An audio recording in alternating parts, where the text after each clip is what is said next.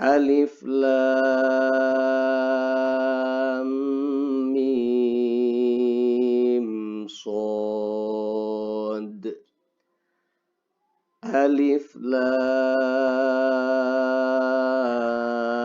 mim. Alif lam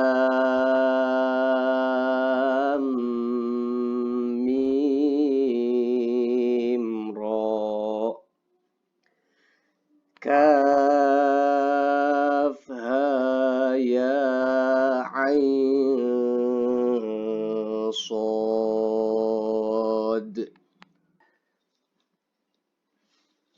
Bismillahirrahmanirrahim. Walau ja'alnahu Qur'anan a'jamiyyan laqalu laula fussilat ayatuh a'jamiyyun wa arabiyyun qul huwa lilladzina amanu hudan wa shifaa والذين لا يؤمنون في آذانهم وقر وهو عليهم عمى. Nomor 9 Bapak. Bismillahirrahmanirrahim. Lakinna huwallahu rabbi wa la usyriku bi rabbi ahada. Walaula idh dakhalta jannataka qulta ma syaa Allah ما شاء الله لا قوة إلا بالله إن ترني أنا أقل منك مالا وولدا. Satu lagi, nomor 12. Bismillahirrahmanirrahim. لئن بسطت إلي يدك لتقتلني ما أنا بباسط يدي إليك لأقتلك إني أخاف الله رب العالمين إني أريد أن تبوء بإثمي وإثمك فتكون من أصحاب النار وذلك جزاء الظالمين. Nah, ya bagus. Nah, sudah kayaknya Pak Teguh ini alumni PTIK atau gimana ini? Dulu kuliahnya di PTIK nggih? Kuliahnya mboten, Pak. Ya, udah bagus. Coba Pak Teguh panjenengan tulis sekarang.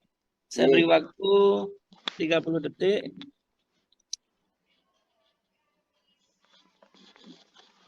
Niki, Pak. Agak digeser. Ya. Baru dapat satu ayat ya? Nggih. Baik, titiknya yang zilzalah titiknya kurang ya? Wonten Pak niki, Pak. Oh ya. Kalau kecil mungkin. Jadi terlalu kecil. Sudah cukup bagus Pak Setiaji. Terima kasih Pak Teguh. Nggih, Pak.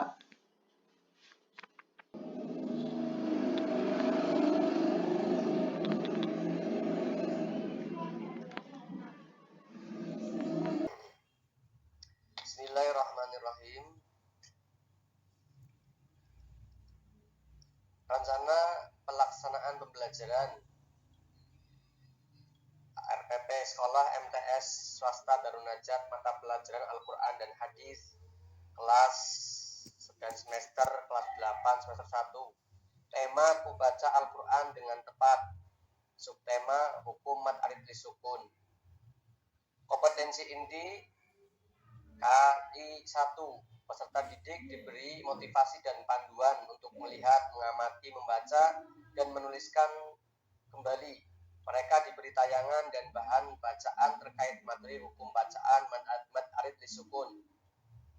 Kemudian KI 2, guru memberikan kesempatan untuk mengidentifikasi sebanyak mungkin hal yang belum dipahami, mulai dari pertanyaan faktual sampai ke pertanyaan yang bersifat hipotetik.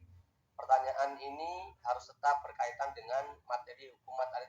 Kompetensi dasar yaitu 3.1.1 menjelaskan pengertian mad-arid lisukun. Kemudian menjelaskan ciri-ciri hukum bacaan mad-arid lisukun. Kemudian yang ketiga mendeskripsikan cara membaca hukum mad-arid lisukun, menyimpulkan cara membaca mad-arid lisukun, mengidentifikasi hukum bacaan mad-arid lisukun dalam Al-Quran, surat pendek atau surat pilihan. Kemudian mempraktikkan hukum bacaan mad-arid lisukun pada surat-surat pilihan. Adapun tujuan pembelajarannya adalah 1. Meningkatkan kecintaan kepada peserta didik terhadap Al-Quran dan hadis. 2. Membekali peserta didik dengan dalil-dalil yang terdapat dalam Al-Quran dan hadis sebagai pedoman dalam menyikapi dan menghadapi kehidupan. Yang ketiga, meningkatkan kekhusyuan peserta didik dalam beribadah, terlebih sholat, dalam menerapkan hukum bacaan tajwid saintifik, model learning community, metode qiraah, penjelasan, tanya jawab, pemberian tugas, dan diskusi. Materi bahan ajar mad-arid lisukun. Apabila ada waqaf atau tempat pemberhentian membaca, sedang sebelum waqaf itu adalah mad tobi atau mad lain, maka hukum bacaannya disebut mad-arid panjang sama yang dibaca pendek. Ya Pak, siap. Cukup, presentasinya cukup. Baik, sekarang di bagian penilaian ini aja langsung question and answer ya, tanya jawab. Mohon dijawab. Approach-nya adalah scientific ya, bisa dijelaskan implementasinya, tahapan-tahapan.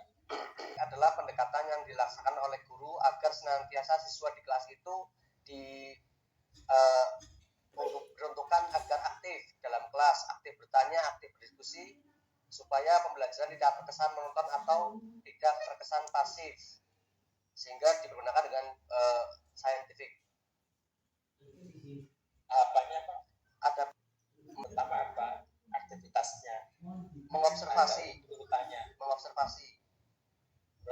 Kemudian Setelah mengobservasi, memberikan questioning atau pertanyaan kepada peserta didik.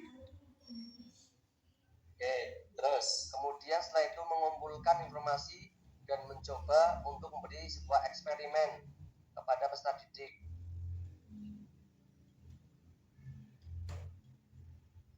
Yang selanjutnya yaitu mengolah dan menganalisa dipelajari dalam kelas bersama peserta didik. baik. Cukup ya. Jadi, Pak, Suara saya bisa didengar? saya dengar Pak, jelas. Baik, terakhir penilaian. Penilaian Aspek-aspek apa yang dinilai? Tadi disebutkan. yang pertama itu aspek sikap daripada peserta didik. Terus Yang kemudian aspek tingkah laku atau dalam taat beribadah peserta didik. Kemudian penilaian yang ketiga yaitu penilaian terhadap tugas yang diberikan oleh guru atau pengajar terhadap peserta didik. terima kasih. Instrumennya apa Pak? Instrumennya apa? Pertanyaan Pak, pertanyaan. Oke, saya kasih pun. Ya, oke, saya pancing. Kalau mengukur sikap itu tes apa non tes? Sikap non tes Pak. Oke, non tes. Kalau pengetahuan tes apa non tes? Tes Pak. Oke, kalau Keterampilan non tes. Oke, berupa apa? Unjuk kerja atau portofolio ya? Oke Pak. Baik, terima kasih Pak. Tetap semangat.